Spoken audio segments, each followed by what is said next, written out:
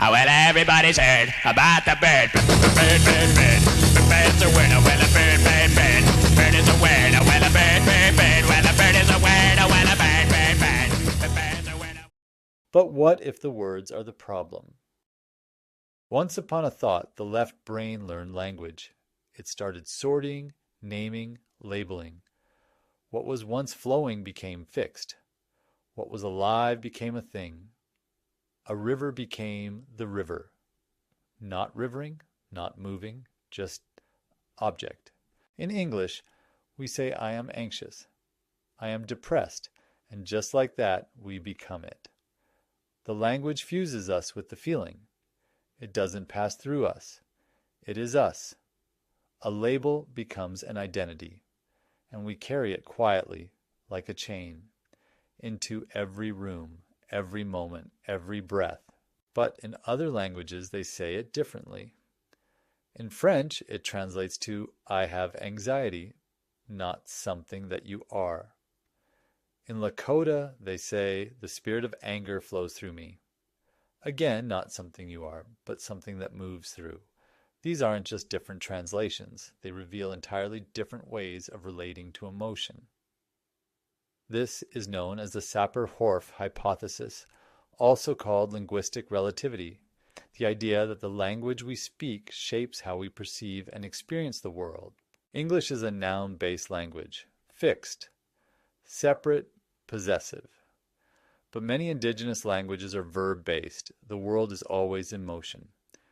You don't see a river, you witness rivering. Land doesn't belong to you, you belong to it.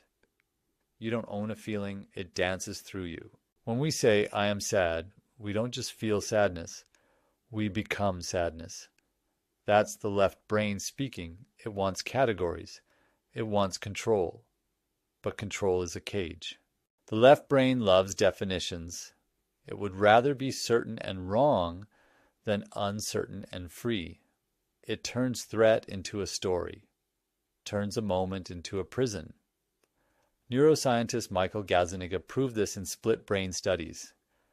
The left brain will invent reasons for actions it didn't even initiate, just to protect its illusion of control.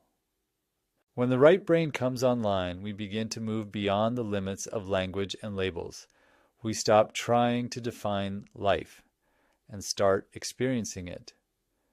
In this space, we enter flow. Like in play, in art, in awe, duality fades. Instead of breaking the world into pieces, we begin to see the whole. This is the realm of presence, beauty, and effortless being. You're not your sadness. You're not your anxiety. You are the sky they pass through, the breath beneath the thought, the silence between the words. What if we stopped clinging to words like lifeboats?